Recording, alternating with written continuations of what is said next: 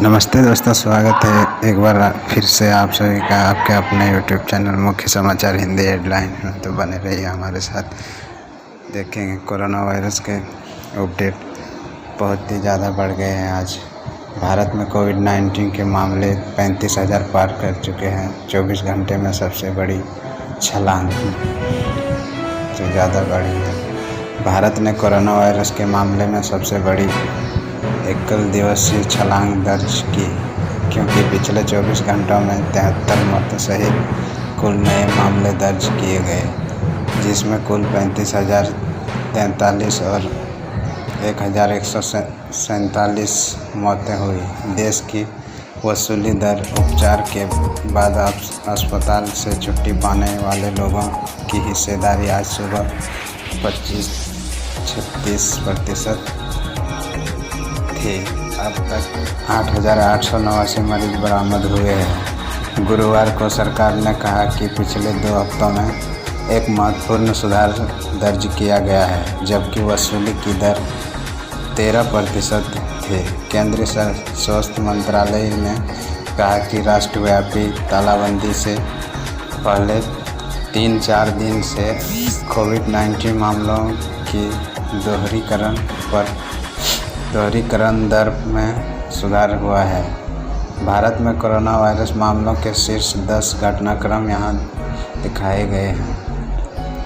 चलिए जानते हैं भारत के 10 घटनाक्रम के बारे में। सरकारी आंकड़ों के अनुसार देश भर में कुल 130 जिलों को हॉटस्पॉट या रेड जोन के रूप में चिन्हित किया गया है, जहां कोविड-19 के प्रसार की जांच के लिए सख्त रोकथाम के उपाय किए गए हैं। 319 जिले हरे भरे क्षेत्र हैं, सबसे कम महामारी से प्रभावित हैं, और 284 जिले नारंगी श्रेणी में अंतर्गत हैं। प्रधानमंत्री नरेंद्र मोदी ने गुरुवार को कोविड-19 महामारी के दौरान अधिक विदेशी निवेश को आकर्षित करने और अर्थव्यवस्था को बढ़ावा देने के तरीकों पर चर्चा करने के लिए वित्त मंत्री निर्मला सीतारमण, गृह मंत्री अमित शाह और अन्य के साथ बैठक की। सरकार महाराष्ट्र में कोरोना वायरस के प्रकोप के कारण देश में सबसे ज़्यादा प्रभावित राज्य कोविड-19 की गिनती गुरुवार को 1,000 के पार हो गई। भारत के सबसे अधिक प्रभावित शहरों में से एक मुंबई में अब तक 7,000 से अधिक मामले दर्ज किए हैं। राज्य ने अब तक 450 से अधिक मौतों की सूचना दी है। अत्यधिक संक्रमण बीमारी से जुड़ी है। 14 नंबर है पंजाब और महाराष्ट्र ने गुरुवार को मामलों की संख्या में सबसे बड़ी वृद्धि दर्ज की। तमिलनाडु ने गुरुवार को एक ही दिन में 161 कोरोना वायरस के मामलों की सूचना दी। इससे राज्य में कुल 2,323 हो गए।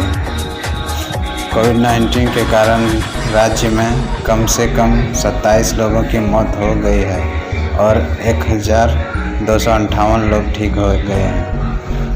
पंजाब ने गुरुवार को 105 नए कोविड-19 मामलों के साथ सबसे बड़े एकल दिवस की सूचना दी। स्वास्थ्य मंत्री बलवीर सिंह सिद्धू ने महाराष्ट्र सरकार को नांदेड़ शहर में फंसे तीर्थयात्रियों के परीक्षण नहीं करने के लिए दोषी ठहराया है, क्योंकि उनमें से कई ने कोविड-19 के लिए सकारात्मक परीक्षण किया था। महाराष्ट्र सरकार ने नहीं की। उन्होंने कहा,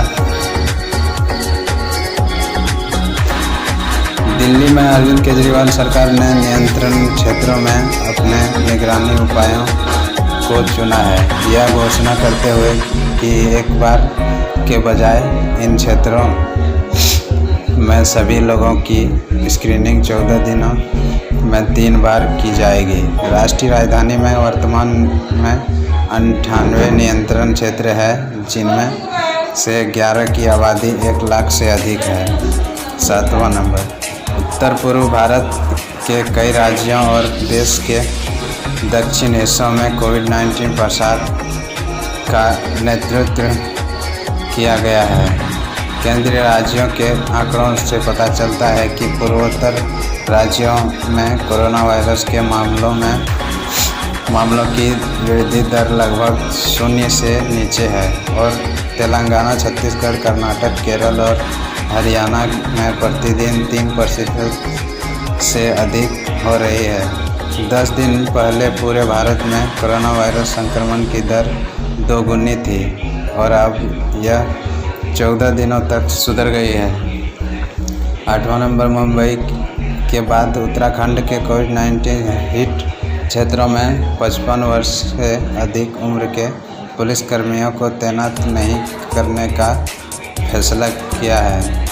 शहर में कोरोना वायरस के 3 शावकों के मरने के बाद मंगलवार को मुंबई में 55 से अधिक लोगों को मुंबई में रहने के लिए कहा गया। दिल्ली में पुलिसकर्मियों के लिए विशेष रूप से एक परीक्षण केंद्र स्थापित किया गया है। 9वां नंबर, केंद्रीय गृह मंत्रालय ने बुधवार को कहा कि कोविड-19 से लड़ने के लिए नए दिशा निर्देश जो कई जिलों को काफ़ी हद तक छूट देंगे 4 मई से लागू हो जाएंगे। गृह मंत्रालय के प्रवक्ता ने कहा कि नए उपायों का विवरण आने वाले दिनों में सूचित किया जाएगा। 10वां नंबर, दुनिया भर में लगभग 33 लाख लोगों ने कोरोना वायरस को अनुबंधित किया है क्योंकि चीन ने पहली बार प्रकोप की सूचना दी थी। 2,30,000 से अधिक मारे गए हैं। संयुक्त राज्य अमेरिका में महामारी के ऊपरी केंद्र ज्ञात संक्रमण की संख्या 1 मिलियन से अधिक हो गई है। 62,000 से अधिक मारे गए। वीडियो अच्छी लगे तो प्लीज़ लाइक, कमेंट, शेयर।